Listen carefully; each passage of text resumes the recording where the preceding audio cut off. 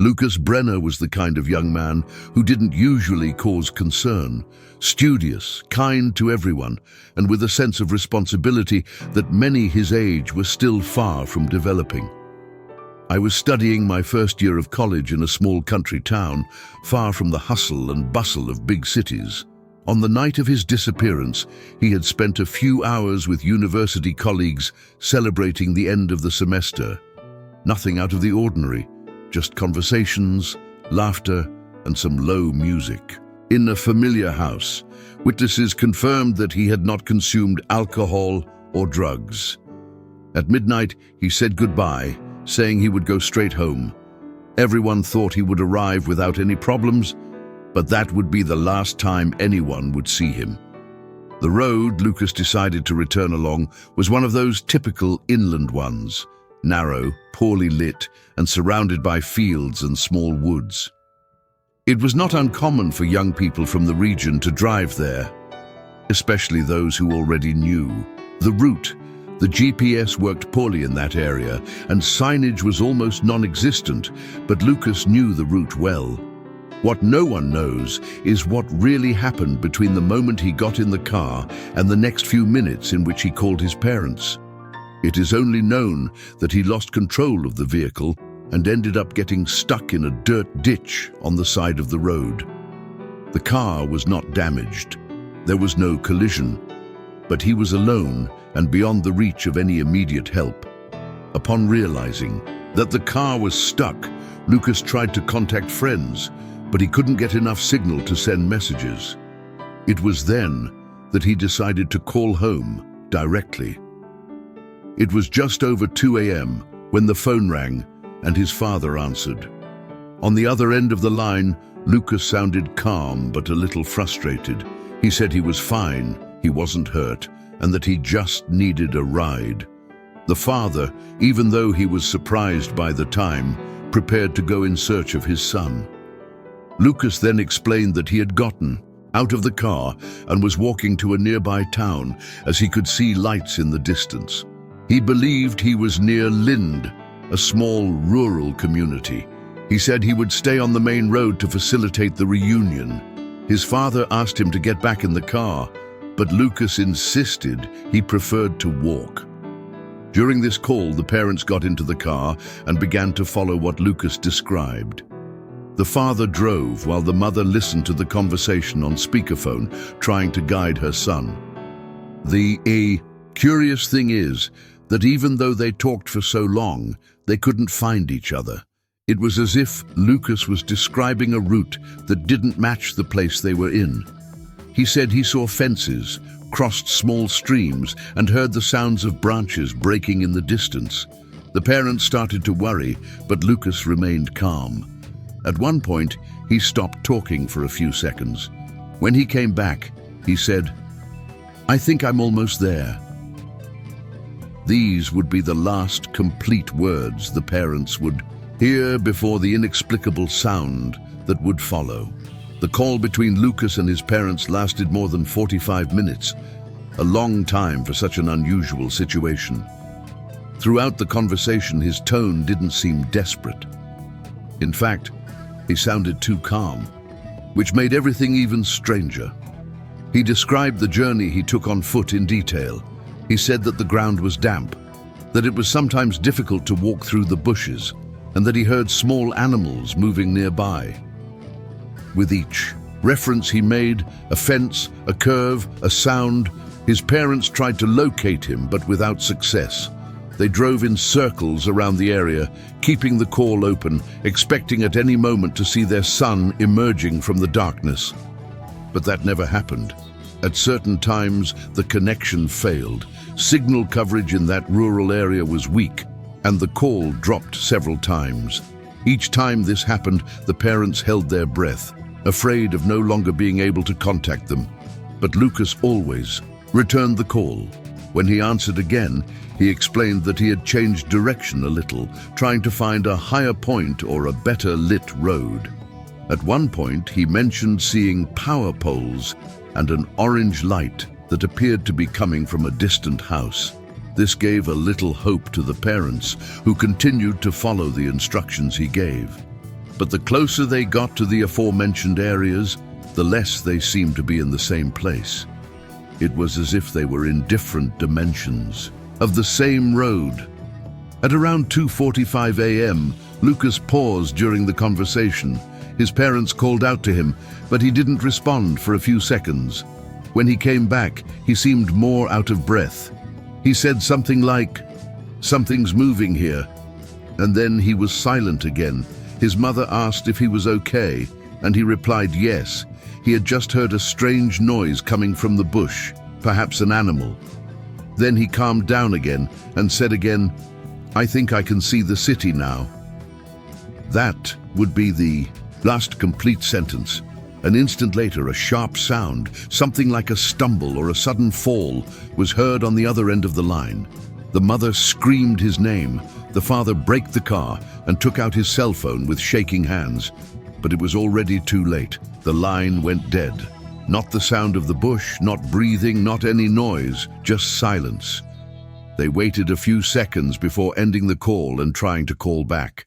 They called several times, but the call did not go through.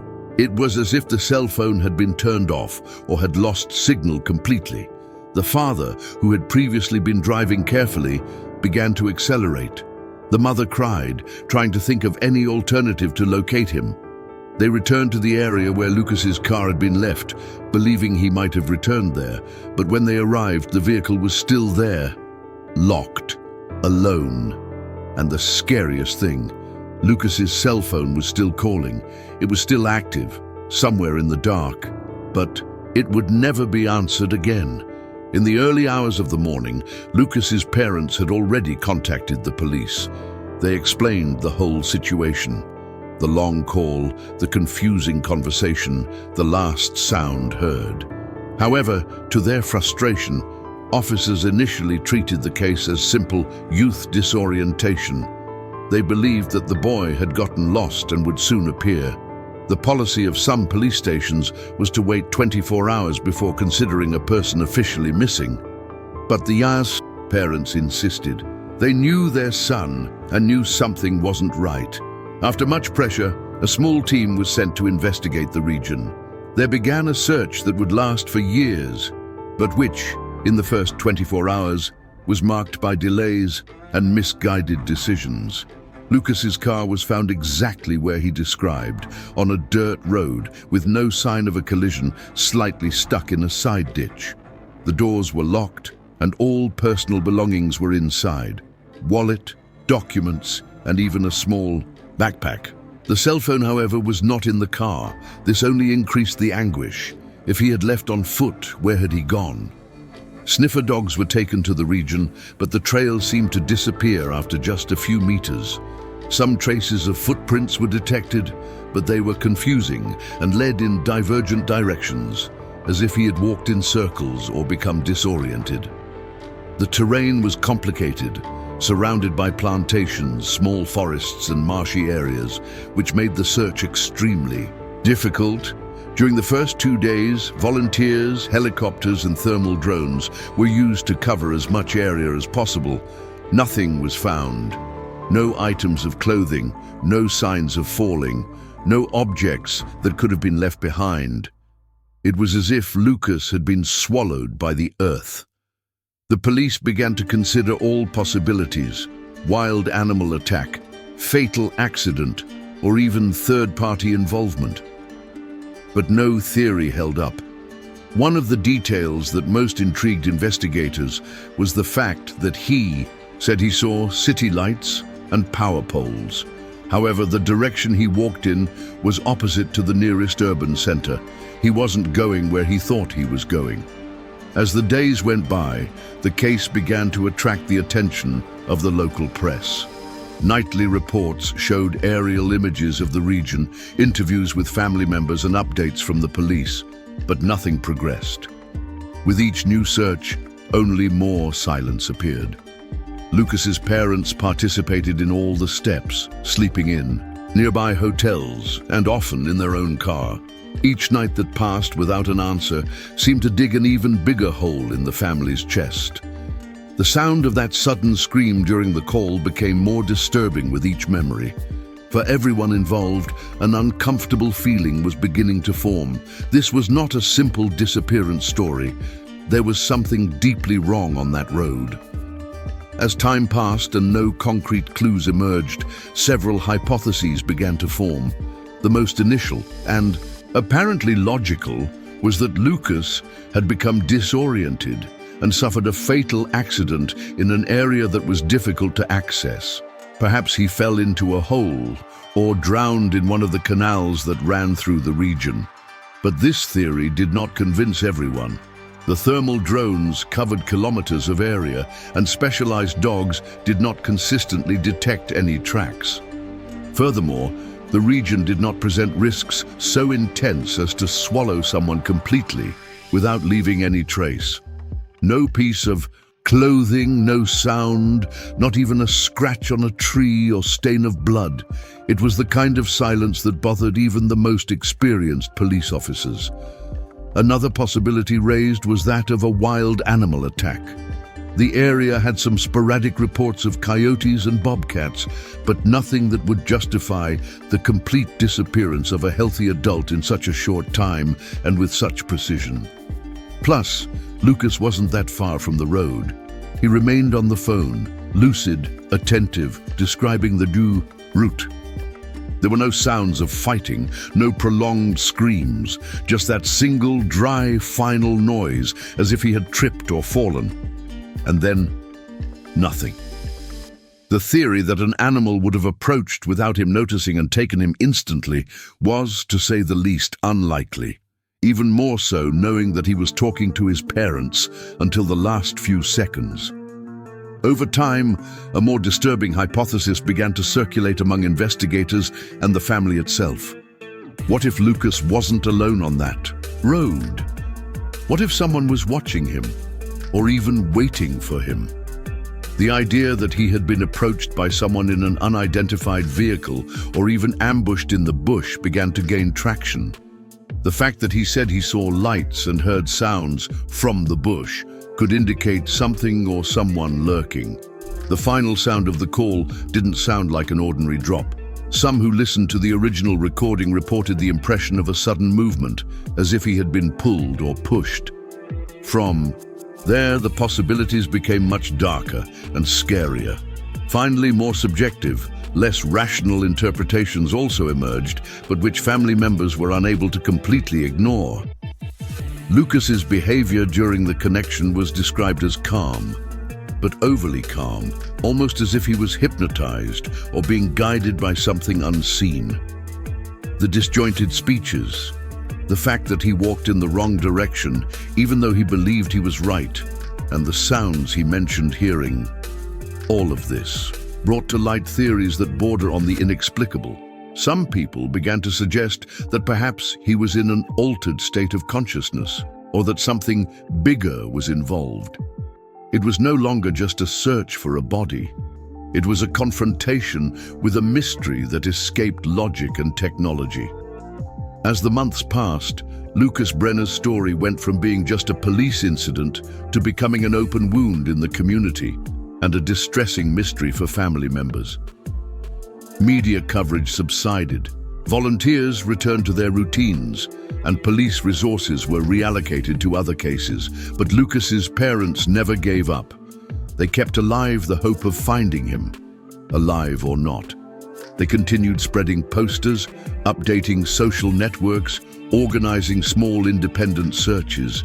With each son's birthday, each Christmas, each spring that arrived without answers, the pain became quieter, but more intense.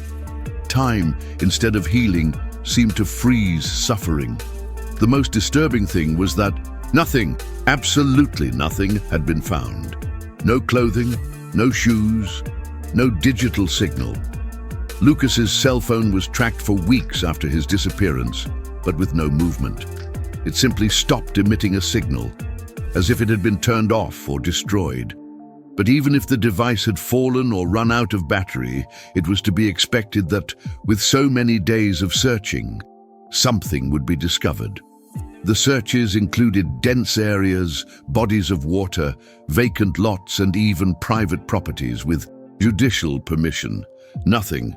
The total lack of clues was what was most shocking. There was no way to put together a timeline or a logical path.